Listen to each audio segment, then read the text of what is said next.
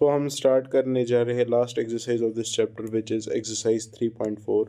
सो हमें इससे पहले जो पिछले साल तक बुक थी, जब सिलेबस रिड्यूस नहीं हुआ, तो इसमें लगभग 10-12 सवाल होते थे। तो उसमें एलिमेंट्री ट्रांसफॉर्मेशन हमें के क्वेश्चंस हुआ करते थे, जिसमें हमें इन्वर्स फाइंड करना होता था।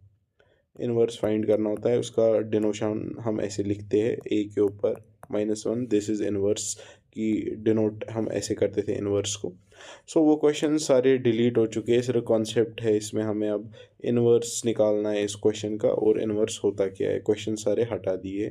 सो अब इसमें तो बहुत टाइम लग जाता था, मतलब 1-1.5 घंटे का वो वीडियो हो जाता हो इस एक्सरसाइज में। तो पूरी बुक में तो बहुत एक्सरसाइजेस डिलीट हुए, तो मैट्रिक्स में तो ये एक्सरसाइज डिलीट हुई है, इसमें अब एक ही क्वेश्चन है। सो हम ये डिस्कस कर लेते हैं। पहले हम इसका इंट्रोडक्शन पार्ट पढ़ लेते हैं कि पहले जो बुक में होता था उसमें हम एलिमेंट्री ट्रांसफॉर्मेशन पढ़ते थे, एलिमेंट्री ट्रांसफॉर्मेशन। अब वो हमारे पास नहीं है, एलिमेंट्री ट्रांसफॉर्मेशन ट्रांसफॉर्मेशन उस एलिमेंट्री ट्रांसफॉर्मेशन में हमें क्या करना होता था, उसमें हमें फाइंड करना होता था इन्वर्स ऑफ अ मैट्रिक्स। लेकिन वो अब सिलेबस में नहीं है, तो मैं फिर भी आपको रिकैप कर रहा हूँ कि आप लोग अगर किसी दूसरे वीडियो से यहाँ इस चैनल तक आए तो आप लोग को ये समझ आ जाए। तो फिर उसमें हम दो मेथड मैक्सिमम अप्लाई करते थे, रो मेथड और कॉलम मेथड अप्लाई करते थे। ये नहीं है अब एक्सरसाइज में, तो मैं फिर भी आपको ओवरव्यू दे रहा हूँ इससे पहले क्या था, अब जो नहीं है। रो मेथड में हमें जब इन्वर्स फाइंड करना होता था, तो हम उसको कोई भी मैट्रिक्स को आई ए से ऐसे डिनोट करते थे। मतलब जो भी मैट्रिक्स ए हुआ करता था उसको हमें 0-0 बनाना होता था, और इस मैट्रिक्स को लेके चलना पड़ता था। रोज कॉलम्स को ट्रांसफॉर्म करना होता था रो 1 पे, जैसे ऑपरेशन लग रहा है रो 1 माइनस रो 2, एलिमेंट्स को डिलीट करना होता था, 0-0 लाना होता था इस साइड से। वही करना होता था हमें। वो अब नहीं है। और कॉलम मेथड में हम A is equal to A into I कर लेते थे। तो ये मेथड थे, मगर ये अब हमारे सिलेबस में नहीं है। जब ये सिलेबस में नहीं है तो छोड़ दीजिए। इसको मैं दे देता हूँ ऐसे, not in syllabus, not in syllabus. अब हमारे पास क्या है जो हमें पढ़ने की ज़रूरत है। अब हमारे पास है इन्वर्टेबल मैट्रिक्स। हम ये डिस्कस कर लेते हैं what is invertible matrix. Invertible matrix क्या होता है। इन्वर्टेबल मैट्रिक्स कुछ खास है नहीं। अब ये एक्सरसाइज ही डिलीट हो गई, इसमें एक क्वेश्चन दिया हुआ है। इसमें हमारे पास जो कोई भी मैट्रिक्स का दो मल्टीप्लिकेशन अगर हम कर लेंगे, ए इंटू बी अगर मल्टीप्लाई कर लेंगे, वो आई के बराबर होना चाहिए।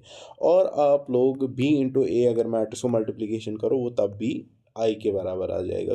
ये होता है इन्वर्टेबल मैट्रिक्स। ये हमें इन्वर्टेबल मैट्रिक्स कहता है। अगर आप लोग इस पे इन्वर्स लगा दो, फॉर एग्जांपल अगर आपके पास कोई कंडीशन ऐसी आ गई, आपको ए मैट्रिक्स बी इन्वर्स के इक्वल आ रहा है, और बी अगर आ गया ए इन्वर्स के बराबर, ठीक है। अगर आपको ये दोनों एक दूसरे के इन्वर्स निकल चुके हैं, हम इसको इन्वर्टेबल मैट्रिक्स कहते हैं। ए बी इन्वर्स के इक्वल हो जाए और बी ए इन्वर्स के इक्वल हो जाए, मतलब अलग अलग मैट्रिक्स के अपोजिट में उसका इन्वर्स निकल जाए, तो उसे ही हम इन्वर्टेबल मैट्रिक्स कहा जाता है। एक ये कंडीशन हो गई और दूसरी कंडीशन ये हो गई, जिसमें हमें दूसरे मैट्रिक्स का इन्वर्स इक्वल आ जाए, उसे हम इन्वर्टेबल मैट्रिक्स कहा कहते हैं। मगर इसमें आपको एक नोट डाउन पॉइंट कर लेना है, वो इम्पॉर्टेंट है। वो पॉइंट क्या है, वो पॉइंट हमारे पास ये है कि रिमार्क और नोट नोट कर लीजिए, जो इन्वर्स किसी भी मैट्रिक्स का हो वो यूनिक होता है, ठीक है। Inverse inverse is always unique.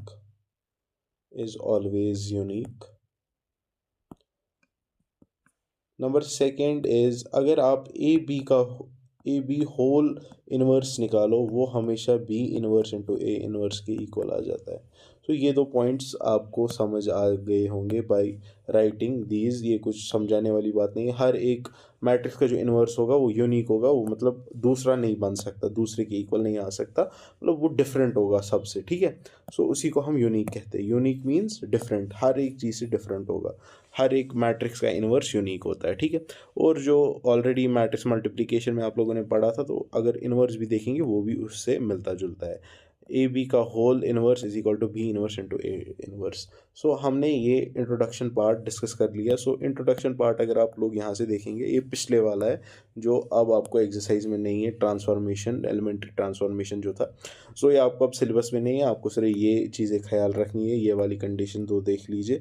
और हर एक इन्वर्स यूनिक होता है, और ये मैंने कुछ यहाँ पे फॉर्मूला दिखा दी ए बी का होल इनवर्स। सो अब हम इसका क्वेश्चन नंबर 1 सॉल्व करने जा रहे हैं। सो एक्सरसाइज 3.4 का अब हम क्वेश्चन करने जा रहे हैं, जो बड़ा सिंपल है। एक ही क्वेश्चन है, matrices A and B will be inverse of each other only if ये और ऑप्शंस दिए हुए ए बी सी डी। सो मैं आपको पिक पे भी दिखा देता हूँ, सेम क्वेश्चन है, यहाँ पर एक ही है। तो ये हम सॉल्व करने जा रहे हैं। सो आप लोगों को हमें बोला हुआ है मैट्रिसेस ए और बी हैं, वो कब एक दूसरे के इन्वर्स होंगे, कब होंगे, ठीक है। सो ऑलरेडी हमने इंट्रोडक्शन पार्ट में बहुत सारी चीज़ें डिस्कस कर ही ली थी। सो देखिए, अगर ए और बी इन्वर्स होंगे ईच अदर के, तो हम लिख सकते हैं ना as A is equal to B inverse, तब ये इक्वल होंगे, जो हमने इंट्रोडक्शन पार्ट में डिस्कस किया। यहाँ पर A is equal to B inverse के इक्वल होना चाहिए। और हमारे पास क्या कंडीशन थी, और B is equal to A inverse के इक्वल होना चाहिए। यही दो कंडीशंस थी फॉर इन्वर्टेबल मैट्रिक्स। सो अगर आप दोनों साइड से मल्टीप्लाई कर ले बाय आइडेंटिटी मैट्रिक्स, सो वो आपके पास क्या आ जाएगा, मल्टीप्लाई बाय आइडेंटिटी मैट्रिक्स, वो आपके पास आ जाएगा A into I is equal to B inverse into I, और I into B inverse same ही बात है। क्योंकि आइडेंटिटी मैट्रिक्स से कुछ खास फर्क नहीं पड़ता है, वो मल्टीप्लाइड बाय 1 ही होता है। सो यहाँ से भी हम इसी कंडीशन को मल्टीप्लाई कर देते हैं, B into I is equal to A inverse into I, आ गया, लिख दिया हमने यहाँ भी। सो अब जब हम एक ही साइड पहले सॉल्व करेंगे। सो देख लीजिए, ये जो हमारे पास यहाँ पर दिया हुआ है बी इनवर्स, अगर हम इसे ट्रांसपोज करें लेफ्ट हैंड साइड पे, तो ये बी बन जाएगा, इनवर्स हट जाएगा इसका, कौन, बी इनवर्स को अगर आप ट्रांसपोज करेंगे। सो कर लेते हैं हम ट्रांसपोज, तो वो हमारे पास आ जाएगा ए बी, हम ऐसे ही लिखते थे सिमेट्री में, ए आई ऑलरेडी है ही इंटू बी जो हमने ट्रांसपोज करके लाया, और यहाँ पे ऑलरेडी आई बच गया, ठीक है। और आप ए इंटू आई को अगर मल्टीप्लाई कर ले, आप ए इंटू आई को अगर मल्टीप्लाई कर दे, किसी भी मैट्रिक्स को आप आइडेंटिटी मैट्रिक्स से मल्टीप्लाई करें, वो आपको वही मैट्रिक्स दे देगा, है ना।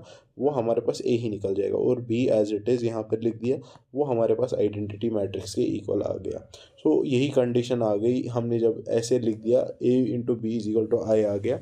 सो अच्छी बात ही है। और यहाँ से भी कर लेंगे बी इंटू आई, और ए वहाँ आ जाएगा ट्रांसपोज करके। सो ट्रांसपोज कर लीजिए ए ट्रांसपोज को, सो वो हमारे पास ए बनकर आ जाएगा इज इक्वल टू आई।